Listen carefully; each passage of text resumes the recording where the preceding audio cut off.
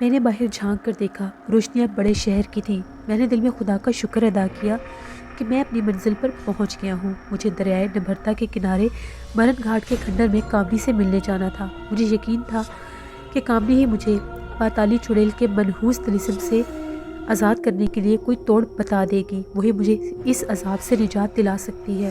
اس نے مجھے کہا تھا کہ کبھی بھی تمہیں میری ضرورت ہو تو تم میرے پاس آ جانا۔ تو آج مجھے اسی کے پاس جانا تھا۔ مجھے مرن گھاٹ جانا تھا۔ میں کھنڈوا اسٹیشن پر اتر گیا۔ چند اور مسافر بھی اترے۔ میں پلیٹ فارم کے گیٹ میں سے گزر گیا۔ ٹکٹ چیکر کو تو میں نظر آ نہیں رہا تھا، اس لیے مجھے ٹکٹ کا اس نے پوچھا ہی نہیں۔ اس وقت رات کا پچھلا پہر ڈھل رہا تھا۔ مجھے وہاں سے منڈیل کے قصبے میں جانا تھا۔ وہ دریائے نبھرتا کے کنارے پر تھا اور وہاں سے 50 میل کے فاصلے پر تھا۔ اس سے پہلے میں ایک لاری میں بیٹھ کر وہاں تک جا پہنچا تھا۔ میں لاریوں کے اڈے پر گیا۔ اس وقت وہاں کوئی نہیں تھا۔ لاریاں ایک طرف خالی کھڑی ہوئی تھیں۔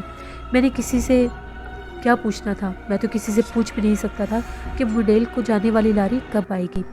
میں وہاں ایک لکڑی کے کھوکھا نما دکان کے باہر بیٹھ کر صبح ہونے کا انتظار کرنے لگا۔ آہستہ آہستہ دن کی روشنی نمودار ہونا شروع ہو گئی۔ کچھ مسافر بھی آ گئے۔ ایک آدمی نے لاری شیڈ میں سے نکال کر ایک طرف لگا دی۔ مسافر لاری میں بیٹھنے لگے۔ بہت جلد معلوم ہو گیا کہ یہ لاری منڈیل کی طرف ہی جا رہی ہے۔ لاری میں کافی سیٹیں خالی تھیں۔ لاری چل پڑی۔ میں بھی سوار ہو گیا۔ آسمان پر کالے سیاہ بادل چھائے ہوئے تھے۔ لاری گھنے جنگل میں سے گزر رہی تھی۔ بڑے خطرناک جنگل تھے۔ ڈرائیور خون خوار درندوں کو لاری سے دور رکھنے کے لیے تھوڑی دیر کے بعد ہارن بجانے لگا۔ لاری منڈیل کے قریب پہنچی تو بارش شروع ہو گئی۔ بارش بہت موسلا دھار تھی۔ لاری اڈے پر آ کر سائبان کے نیچے کھڑی ہو گئی۔ مسافر اتر کر وہاں بیٹھ گئے اور بارش کے رکنے کا انتظار کرنے لگے۔ میرا خیال تھا کہ چونکہ میں غیبی حالت میں ہوں اس لیے مجھے کیا ہو سکتا ہے، میں بارش میں نہیں بھیگوں گا۔ چنانچہ یہ سوچ کر میں سائبان سے باہر ہی نکل آیا، لیکن میں بارش میں بھیگنے لگا۔ جلدی میں واپس سائبان کے نیچے آ گیا اور ایک طرف ہو کر بیٹھ گیا۔ اس کے علاوہ اور میں کر بھی کیا سکتا تھا؟ اس علاقے کی برسات بڑی زوردار ہوتی ہے۔ بارش رکنے کا نام ہی نہیں لے رہی تھی۔ سائبان کے نیچے ایک چائے کی دکان کھلی ہوئی تھی۔ وہاں مسافر بیٹھے چائے ناشتہ کر رہے تھے۔ مجھے بھوک لگ رہی تھی۔ سوچنے لگا کہ ناشتہ کیسے کروں گا، میرے پاس تو پھوٹی کوڑی بھی نہیں ہے۔ پھر خیال آیا مجھے تو کوئی دیکھ ہی نہیں سکتا۔ یہ سوچ کر میں اٹھ کر چائے کی دکان پر آ گیا۔ چھوٹی سی دکان تھی۔ دکاندار چھوٹی سی کڑاہی میں پوڑیاں تل رہا تھا۔ ایک لڑکا چائے گلاسوں میں ڈال کر گاہکوں کو دے رہا تھا۔ کچھ پوڑیاں تھال میں پڑی تھیں۔ میں پوڑی اٹھانے کے لیے ہچکچا رہا تھا۔ پھر میں نے اپنے آپ کو دیکھا اور یہ خیال کیا کہ مجھے تو جیسے کوئی دیکھ ہی نہیں رہا، اس لیے میں نے پوڑی اٹھا لی اور دکاندار کو بالکل بھی خبر نہیں ہوئی۔ میں نے دوسری اور پھر تیسری پوڑی بھی اٹھا لی۔ اب دکاندار نے دیکھا کہ تھال میں 3 پوڑیاں غائب ہو گئی ہیں۔ وہ حیران ہو کر ادھر ادھر تکنے لگا۔ اس نے لڑکے سے پوچھا، ارے بھگت لال، یہ پوڑیاں کہاں چلی گئیں؟ لڑکے نے کہا، مہاراج گاہکوں کو دے دی ہوں گی۔ دکاندار سمجھا کہ شاید وہ ٹھیک کہہ رہا ہے۔ اس نے کڑھائی میں سے اور پوڑیاں نکال کر تھال میں رکھ دی۔ میں ایک طرف ہو کر پوڑیاں کھانے لگا۔ پھر میں نے چائے کا ایک گلاس اٹھا لیا۔ میں نے یہ بھی نہیں محسوس کیا کہ یہ پوڑیاں اور چائے میرے ہاتھ بھی لگ رہے ہیں اور دوسروں کو نظر بھی نہیں آ رہے، لیکن پھر بھی مجھے بھوک لگی ہوئی تھی۔ میں وہاں پر کسی کو دکھائی تو دے نہیں رہا تھا۔ میں نے چائے بھی پی لی، ورنہ وہاں تو ایک دم شور مچ جاتا اگر لوگوں کو یہ پتہ چل جاتا کہ وہاں سے پوڑیاں اور چائے کا گلاس غائب ہو گیا ہے۔ تبھی میں نے گلاس خالی وہیں پر رکھ دیا تو مجھے ایسا لگا کہ جیسے اس لڑکے کی نظر مجھ پر پڑی ہو۔ میں کچھ حیران سا ہو گیا۔ یہ خالی گلاس میرے ہاتھ سے الگ ہو کر ہی دکھائی دینے لگا تھا۔ میں چائے کی دکان کے باہر ہی ایک سٹول پر بیٹھ گیا۔ بارش رکے تو گھاٹ پر جا کر دریا پار کروں۔ آخر بارش تھم گئی۔ وہاں دوسرے مسافر بھی تھے جنہیں دریا پار جانا تھا۔ سب گھاٹ کی طرف چل پڑے۔ گھاٹ وہاں سے زیادہ دور نہیں تھا۔ میں بھی وہیں پر ان کے ساتھ ساتھ چلنے لگا۔ میں دریا پار کر چکا تھا۔ گھاٹ پر آ کر پتہ چلا کہ دریا چڑھا ہوا ہے۔ کشتی دریا پر نہیں جا سکے گی۔ یہ ایک اور نئی مصیبت کھڑی ہو گئی تھی۔ گھاٹ کے پاس ہی گھاس کی جھونپڑیاں بنی ہوئی تھیں۔ مسافر وہاں آ کر انتظار میں بیٹھ گئے کہ دریا کا زور کب کم ہوگا اور کشتی میں بیٹھ کر دریا پار کریں گے۔ میں بھی جھونپڑی میں آ کر بیٹھ گیا۔ مجھے سخت بے چینی لگی ہوئی تھی کہ میں جلد از جلد مرن گھاٹ جا کر کامنی سے مل کر بات کر سکوں۔ میں کشتی میں بیٹھے بغیر دریا پار نہیں کر سکتا تھا۔ سارا دن وہی گزر گیا۔ اس دوران اور بھی مسافر گھاٹ پر ہی بنی ان جھوپڑیوں میں بیٹھے رہے۔ شام ہو گئی تھی، اندھیرا چھانے لگا تھا۔ پھر خدا جانے کہاں سے ایک پرانا اسٹیمر گھاٹ کے ساتھ آ کر لگ گیا۔ معلوم ہوا کہ یہ ایک بار بردار اسٹیمر ہے جو منڈیل کے قصبے سے مٹی کا تیل لینے آیا ہے۔ سب مسافر اسٹیمر کی طرف دوڑ پڑے۔ اسٹیمر کے ڈرائیور نے منہ مانگا کرایہ لے کر مسافروں کو اسٹیمر میں سوار کر لیا۔ میں بھی اسٹیمر میں سوار ہو گیا۔ نہ مجھے کسی نے دیکھا اور نہ ہی مجھ سے کسی نے کرایہ طلب کیا۔ 2 منزلہ اسٹیمر تھا۔ کچھ مسافر اس کے درمیانے درجے میں اور کچھ اس کے اوپر والے ڈبے پر بیٹھ گئے۔ میں بھی اوپر والے ڈبے پر ہی تھا۔ اسٹیمر کے آدمی قصبے میں تیل کے ڈرم لینے گئے ہوئے تھے۔ انہوں نے 2-3 گھنٹے بعد آنا تھا۔ کوئی 10 بجے رات اسٹیمر گھاٹ سے روانہ ہوا۔ دریا کی موجیں بپھری ہوئی تھیں۔ دریا میں سیلاب آیا ہوا تھا۔ اسٹیمر بڑی سست رفتاری کے ساتھ دریا پار کر رہا تھا۔ اس نے دوسرے کنارے تک جاتے جاتے 1.5-2 گھنٹے لگا دیے۔ آدھی رات گزر گئی تھی۔ اسٹیمر دریا کے دوسرے کنارے پر جا لگا۔ میں اسٹیمر سے اتر کر سوچنے لگا کہ اب کیا کروں۔ مسافروں کو جہاں جہاں جانا تھا وہ چلے گئے۔ ہر کوئی ایک ہی طرف چل پڑا تھا۔ اسٹیمر بھی واپس چلا گیا۔ رات کے اس اندھیرے میں گھاٹ کی سیڑھیوں میں بیٹھا تھا اور سوچ رہا تھا کہ سیاہ بادلوں میں گھری ہوئی اس اندھیری رات میں مرن گھاٹ کی طرف جاؤں یا دن نکلنے کا انتظار کروں۔ طبیعت کو کسی طرح چین نہیں تھا۔ جس عذاب میں میں ڈل گیا تھا، مجھے چین تبھی آنا تھا جب مجھے اس سے نجات حاصل ہونی تھی۔ اس عذاب سے کامنی ہی مجھے نکال سکتی تھی۔ وہاں سے مرن گھاٹ پہنچنے کے لیے ایک خطرناک اور گنجان جنگل سے گزرنا پڑتا تھا۔ میں نے سوچا کہ مجھے نہ تو کوئی چڑیل دیکھ سکتی ہے اور نہ ہی کوئی جنگلی درندہ دیکھ سکتا ہے، پھر مجھے بھلا کس بات کا ڈر ہے؟ میں بڑے آرام سے جنگل سے گزر جاؤں گا۔ اس خیال کے ساتھ ہی میں گھاٹ کی سیڑھیوں پر سے اٹھا اور بانس کے اس جھنڈ کی طرف چل پڑا جو رات کے اندھیروں میں بڑا ڈراؤنا لگ رہا تھا۔ مجھے ضرور لگ رہا تھا کہ کامنی کے پاس پہنچنا بہت زیادہ ضروری ہے۔ راستے کا مجھے علم تھا۔ صرف 1.5 سے 2 میل تک کا ہی جنگل تھا جس میں سے گزرنا تھا۔ اس جنگل کو جانے والا راستہ بانسوں کے جھنڈ سے گھرا ہوا تھا اور وہاں پر گھاس اور جھاڑیاں گیلی تھی۔ بارش ہونے کی وجہ سے ساری جگہ گیلی ہوئی تھی۔ میں بار بار وہاں پر رکتا تھا اور پھر چلنے لگ جاتا تھا۔ میں جنگل میں داخل ہو گیا۔ اس وقت آسمان پر بادلوں کی گرج سنائی دی اور ایک طرف سے عجیب و غریب آوازیں بھی آنے لگ گئیں۔ میرے دل نے کہا اس اندھیری رات میں جنگل میں سے گزرنا ٹھیک نہیں ہے۔ رات گھاٹ کی سیڑھیوں پر ہی گزار دے، صبح کی روشنی میں مرن گھاٹ چلے جانا۔ لیکن اب میں چل پڑا تھا اور واپس نہیں مڑنا چاہتا تھا۔ میں اندھیری رات میں غور سے دیکھتا ہوا جنگل کے گھنے درختوں میں آگے بڑھتا گیا۔ جیسے جیسے میں آگے بڑھ رہا تھا جنگل گھنا ہوتا جا رہا تھا۔ میں کافی دیر تک جنگل میں چلتا رہا۔ میرے اندازے کے مطابق اب جنگل ختم ہو جانا چاہیے تھا اور چٹانیں اور پہاڑیاں دکھائی دینے چاہیے تھی جہاں مرن گھاٹ کا کھنڈر تھا، مگر جنگل ختم ہونے کا نام ہی نہیں لے رہا تھا۔ مجھے شک ہونے لگا کہ میں جنگل میں بھٹک گیا ہوں، اب واپس بھی نہیں جا سکتا تھا۔ درختوں کے جھنڈ بھی عجیب و غریب لگ رہے تھے اور اجنبی لگ رہے تھے۔ پہلے میں 2 بار اس جنگل سے رات کے وقت گزر چکا تھا۔ تب رات کی خاموشی میں مجھے دور سے درندوں کی آوازیں بھی سنائی دے رہی تھیں، لیکن اب ایسی کوئی آواز نہیں آئی تھی۔ ایسا سناٹا چھایا ہوتا جیسے جنگل میں کوئی جانور، کوئی درندہ زندہ ہے ہی نہیں۔ درختوں کی شاخیں جھک کر اتنی نیچے تک آ گئی تھی کہ مجھے بار بار ہٹا کر گزرنا پڑ رہا تھا۔ اچانک بجلی چمکی۔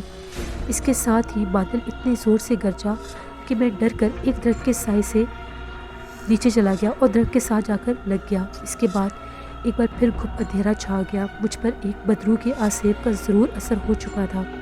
میں اس اثر سے لوگوں کی نگاہوں سے تو غائب ہو گیا تھا، مگر میری جسمانی اور ذہنی حالت عام انسانوں والی تھی اور مجھے ڈر بھی عام انسانوں کی طرح ہی محسوس ہو رہا تھا کہ میں کہیں کسی نئی مصیبت میں نہ پھنس جاؤں۔ سارے کا سارا جنگل آسیبی لگ رہا تھا۔ تاریکی میں مجھے تھوڑا بہت کچھ دکھائی ضرور دے رہا تھا۔ اچانک درختوں کے درمیان میں سے ایک جگہ گول دائرے کی شکل میں بڑے بڑے پتھر زمین سے باہر نکلے ہوئے نظر آئے۔ میں قریب آ کر دیکھا، یہ ہندو دیوی دیوتاؤں کے بت تھے۔ بجلی چمکی تو میں نے دیکھا ان کی شکلیں بہت زیادہ ڈراؤنی تھیں۔ عجیب و غریب شکلوں والے بت تھے۔ پہلے اس راستے پر یہ بت نہیں آتے تھے۔ مجھے یقین ہو گیا کہ میں جنگل میں بھٹک گیا ہوں اور کسی اور طرف نکل آیا ہوں۔ اب اس کے سوا اور کوئی چارہ نہیں تھا کہ میں آگے ہی چلتا جاؤں۔ بالآخر میں نے وہاں سے باہر نکلنے کی کوشش کی۔ بادل ایک بار پھر گرجے اور جنگل کی خاموشی میں گونج اٹھے۔ مجھے خوف محسوس ہونے لگ گیا۔ ایک خیال یہ بھی آیا کہ یہاں سے کسی جگہ بیٹھ کر رات گزار دوں، دن کی روشنی میں جنگل سے نکلنے کا کوئی راستہ تلاش کروں گا، لیکن جنگل کی اس قدر ڈراؤنی اور عذاب زدہ رات تھی کہ میں وہاں سے نکل جانا چاہتا تھا۔ میں یہاں پر بالکل بھی نہیں رکنا چاہتا تھا، بس میں یہی چاہتا تھا کہ یہاں سے نکل جاؤں۔ آگے جنگل اور زیادہ گھنا ہونے لگا، اتنے بڑے بڑے تنوں والے درخت ستونوں کی طرح کھڑے تھے کہ ان کی جڑیں زمین سے باہر نکلی ہوئی تھیں اور قدم اٹھانا مشکل ہو رہا تھا۔ میں ہمت کر کے چلتا گیا۔ ایک درخت کے نیچے سے گزرتے ہوئے مجھے ایسا لگا کہ کوئی چیز میرے جسم کو چھو کر گزری ہے۔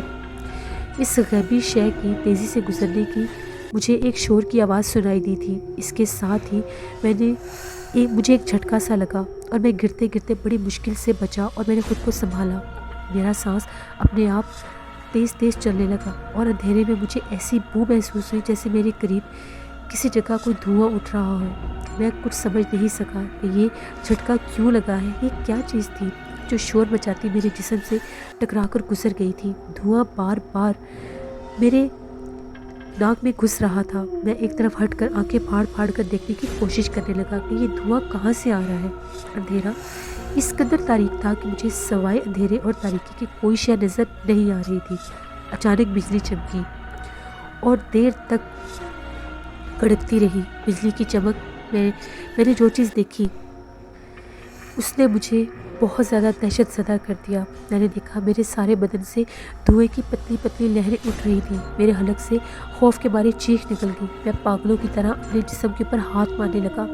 میرے جسم کو آگ لگ گئی تھی، مگر مجھے آگ کی تپش محسوس نہیں ہو رہی تھی، صرف دھواں سارے جسم سے اٹھ رہا تھا، بالکل ایسا ہی دھواں جیسے پاتالی چڑیل کے مکروح بدن سے اٹھتا ہوا دکھتا تھا۔ میں دہشت کے مارے وہیں بیٹھ گیا۔ میرے ہوش و حواس جواب دینے لگے، جسم پر لرزہ سا طاری ہو گیا۔ میرے حلق سے عجیب و غریب آوازیں نکلنے لگیں، جیسے کوئی آدمی انتہائی خوف زدہ ہو کر رو رہا ہوتا ہے۔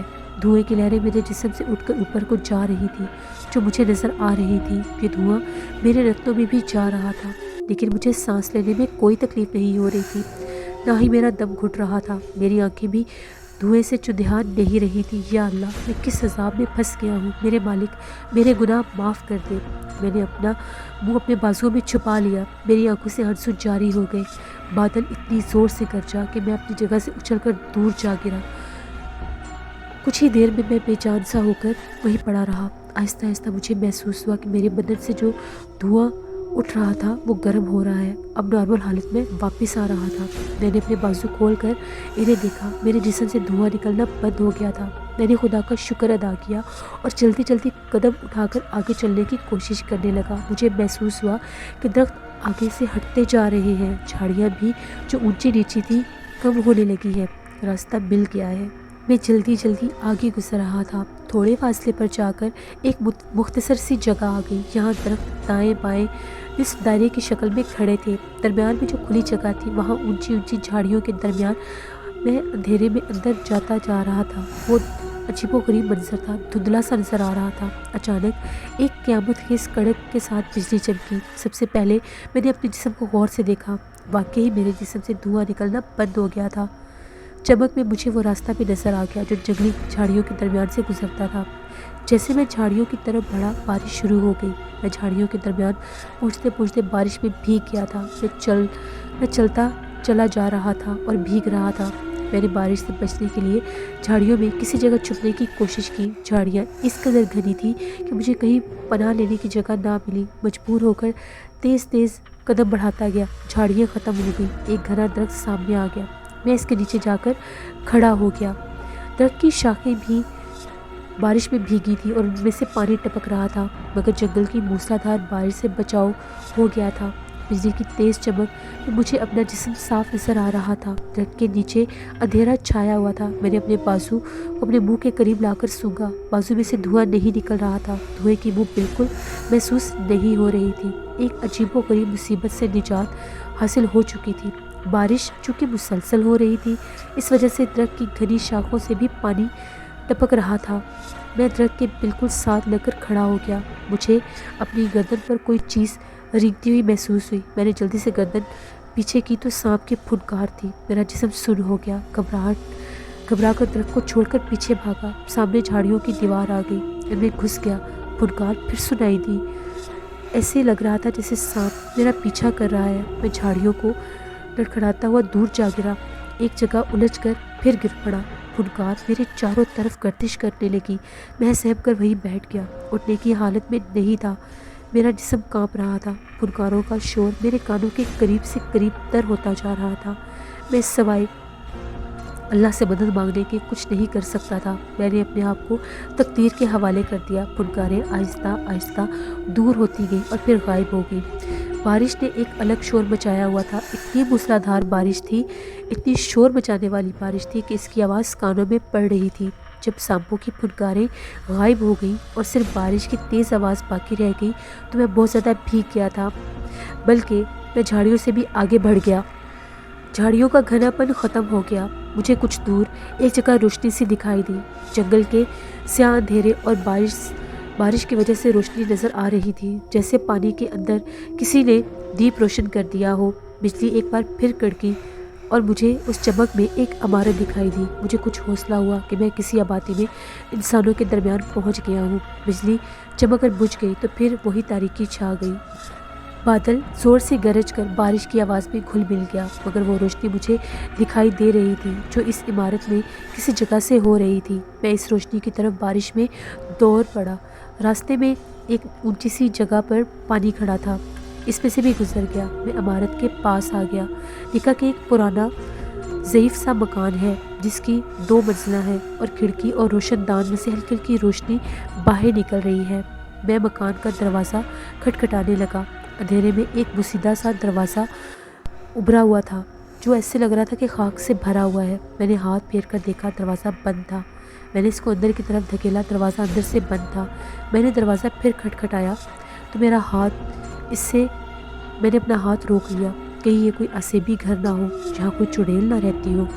پھر خیال آیا کہ چڑیلوں کے گھروں میں روشنی نہیں رہتی، وہ تو اندھیرے اور اجاڑ گھروں میں رہتی ہے، اور یہاں اوپر والی منزل سے تو روشنی ہو رہی ہے۔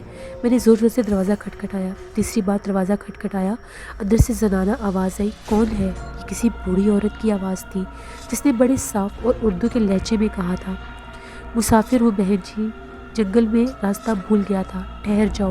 اندر سے عورت نے کہا، اور تھوڑی دیر کے بعد دروازہ کھل گیا۔ میں نے ایک ضعیف چہرے والی عورت کو دیکھا جس کے ہاتھ میں لالٹین تھی۔ لالٹین روشن تھی۔ لالٹین اونچی کر کے اس نے ایک نظر مجھے دیکھا اور پوچھا، اتنی بارش میں اس جنگل میں کیا کرنے آئے ہو؟ میں نے کہا، بہن جی، رات کو گھاٹ پر اترا تھا، اس وقت بارش نہیں ہو رہی تھی، اگلے گاؤں جانا تھا۔ غلطی کی جو اندھیرے میں چل پڑا اور راستہ بھٹک گیا۔ عورت نے کہا، آ جاؤ۔ میں اندر داخل ہو گیا۔ اندر داخل ہوتے ساتھ مجھے ایک ناگوار سی بو آئی۔ یہ بو میں نے اس مردے خانے میں محسوس کی تھی جہاں ایک مردہ لاش کے اندر مجھے پتالی چڑیل نے گھسا کر پوری رات گزارا تھا۔ بوڑھی عورت نے دروازہ بند کر کے اسے تالا لگایا۔ میں نے اپنے اندر ایک خوف کی لہر دوڑتی محسوس کی۔ اسے اندر سے تالا لگانے کی کیا ضرورت تھی؟ پھر میں نے سوچا، ہو سکتا ہے بیچاری عورت اس مکان میں اکیلی رہتی ہے، اس لیے خود کو محفوظ رکھنا چاہتی ہو۔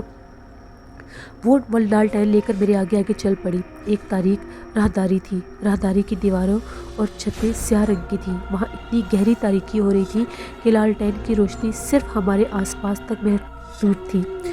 ہم ایک گز آگے بڑھے ہی تھے، میں نے دیکھا عورت لنگڑا کر چل رہی تھی۔ اس کے بدن پر صرف ایک لمبا سا کرتا تھا، اس کے پاؤں تک پھیلا ہوا تھا۔ اس کے بال ایسے تھے جیسے راکھ کے رنگ کے ہوں اور رسیوں کی طرح تھے۔ مردہ خانے کی بو مجھے برابر محسوس ہو رہی تھی۔ میں نے ہمت کر کے اس عورت سے پوچھا، بہن جی، آپ یہاں اکیلی رہتی ہیں؟ عورت نے کوئی جواب نہیں دیا۔ جب میں نے دوسری بار پوچھا تو وہ راہداری میں چلتے چلتے رک گئی۔ اس نے ایک نیم مردہ سفید آنکھوں سے میری طرف دیکھا اور سخت لہجے میں بولی، میں نے تمہیں یہاں نہیں بلایا، پھر تم مجھ سے اس قسم کے سوال کیوں پوچھ رہے ہو؟ میں شرمندہ ہو کر چپ ہو گیا۔ معافی چاہتا ہوں جی۔ اس بات پر میں ضرور حیران تھا کہ اس عورت نے مجھے دیکھ لیا تھا، حالانکہ اس سے پہلے میں غیبی حالت میں تھا، لیکن یہ سوچ کر زیادہ حیران ہوا تھا کہ ممکن ہے جنگل میں جو میرے ساتھ حادثہ گزرا ہے، مجھے شدید جھٹکا لگنے کے بعد میرے جسم سے دھواں نکلنے لگا تو اس کے بعد میں اپنی اصلی حالت میں آ گیا ہوں گا، ورنہ یہ عورت مجھے ایک عام بوڑھی عورت لگ رہی تھی، کوئی مافوق الفطرت مخلوق نہیں لگ رہی تھی۔ مجھے کبھی نہ کبھی دیکھ ہی سکتی تھی۔ اس انکشاف سے مجھے مزید خوشی ہوئی کہ میں پتالی چڑیل کے اسیب سے بچ چکا ہوں۔ عورت کوٹری کے پاس جا کر رک گئی۔ کوٹری کا دروازہ بند تھا، اسے تالا لگا ہوا تھا۔ بوڑھی عورت نے لالٹین نیچے رکھ دی اور چابیوں کا گچھا نکال کر ایک چابی تلاش کرنے لگی تو اس نے اس کوٹری پر لگے تالے کو کھول دیا اور کہا اندر جاؤ۔ کوٹری میں اندھیرا تھا۔ عورت نے لالٹین پھر زمین پر رکھی اور ماچس نکال کر وہاں رکھے ہوئے ایک مٹی کے تیل والے لیمپ کو جلانے لگی۔ جیسے مٹی کے تیل والا لیمپ روشن ہوا تو سب سے پہلی چیز جو میں نے اس کوٹری کی دیواروں پر دیکھی تھی سرخ روغن تھا۔ پورے کمرے میں سرخ رنگ کا روغن کیا ہوا تھا اور وہی مردہ خانہ والی بو پھیلی ہوئی تھی۔ پہلے میں نے سوچا کہ اس عورت سے پوچھتا ہوں کہ اس کمرے میں سرخ رنگ کا پینٹ کیوں کیا گیا ہے۔ پھر میں نے سوچا کہ میں نے کون سا یہاں پر رکنا ہے، صبح ہوتے یہاں سے چلا جاؤں گا، پھر مجھے بات کو ریتنے کی کیا ضرورت ہے۔ کوٹری کی دیواروں پر برابر سرخ رنگ کا پینٹ کیا ہوا تھا اور وہاں پر ایک سرخ رنگ کا پلنگ بھی بچھا ہوا تھا۔ عورت نے کہا تم یہاں آرام کر سکتے ہو۔ یہ کہہ کر وہ دروازے کی طرف بڑھی، دروازے کے پاس جا کر رکی اور میری طرف مڑ کر بولی صبح ہونے سے پہلے پہلے یہاں سے چلے جانا، میں باہر سے دروازے کو تالا نہیں لگاؤں گی۔ وہ کوٹری کا دروازہ بند کر کے چلے گی۔ میں سوچنے لگا کہ یہ مکان ہو سکتا ہے یہاں کے علاقے کے کسی بڑے ذمہ دار کا ہو جو بوڑھا جاگیردار ہوگا اور اس نے یہاں پر مکان کی حفاظت کے لیے اس بوڑھی نوکرانی کو چھوڑ رکھا ہے۔ میں پلنگ پر بیٹھ گیا۔ میں نے کوٹری کا جائزہ لیا۔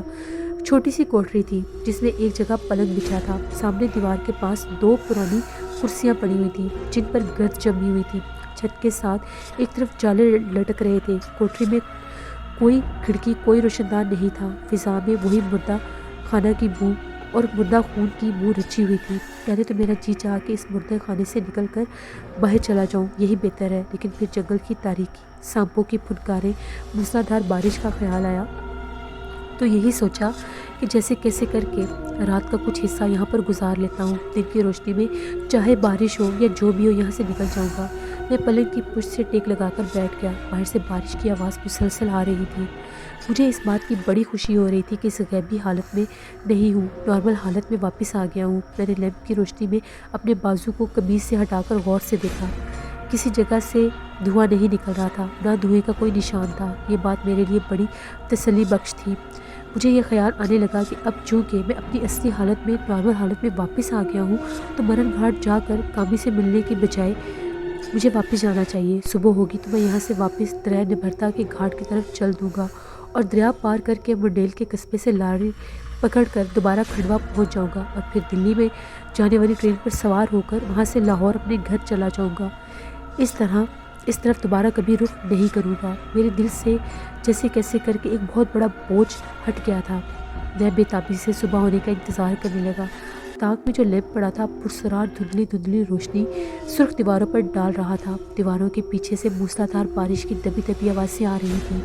میرے دیکھنے کے لیے میں نے سامنے لال لال دیواریں جب دیکھی تو لیمپ کی روشنی میں مجھے ایسا لگتا کہ جیسے وہ سرخ رنگ کا خون ہے جو آہستہ آہستہ میری طرف بڑھ رہا ہے۔ اس وقت مجھے یہ لگتا کہ سرخ دیواریں بہت بڑی بڑی لہریں بن کر میرے اوپر سے گزر رہی ہیں۔ میں بہت زیادہ ڈر گیا۔ مجھے ایسا لگ رہا تھا میں ان میں ڈوب جاؤں گا۔ میں نے جلدی سے اپنے سر کو جھٹک کر پہلو بدل لیا۔ اس حالت سے نہ جانے کتنا وقت گزرنا پڑنا تھا۔ میں بیٹھا بیٹھا تھک گیا تھا۔ میں پلنگ پر تھوڑا سا لیٹ گیا۔ لیٹتے ابھی مجھے 1 منٹ نہیں گزرا تھا، کوٹری کے بند دروازے کے باہر آہستہ آہستہ دستک ہوئی۔ میں حیران ہو کر اٹھ کر بیٹھ گیا۔ یہ کون ہو سکتا ہے؟ بوڑھی عورت کو دستک دینے کی کیا ضرورت تھی؟ میں نے پوچھا کون؟ باہر سے ایک بڑی مترنم نسوانی آواز آئی۔ میں اندر آ جاؤں؟ مجھے خیال آیا کہ یہ ضرور اس مکان کی مالک ہوگی جو مجھ سے ملنے آئی ہوگی اور یہ پوچھنے لگی ہوگی کہ تم کون ہو اور یہاں پر کیوں آئے ہو۔ میں نے کہا جی آ جائیں۔ دروازہ کھلا اور ایک لمبے کھلے بالوں والی حسین عورت اندر داخل ہوئی۔ اس نے بہت خوبصورت لباس پہنا ہوا تھا اور اس کا جسم چاندی کی طرح چمک رہا تھا۔ میں سنبھل کر بیٹھ گیا۔ وہ کرسی کھینچ کر میرے پلنگ کے پاس بیٹھ گئی۔ لیمپ کی روشنی میں وہ کوئی آکاش کی پری لگ رہی تھی۔ گل مہر کے سرخ پھول کی طرح اس کے بال لہرا رہے تھے اور ان میں ایک سرخ گلاب لگا ہوا تھا اور وہ سیاہ آنکھوں سے مجھے دیکھ رہی تھی۔ اس کی آنکھوں میں بہت چمک تھی۔ مجھے نوکرانی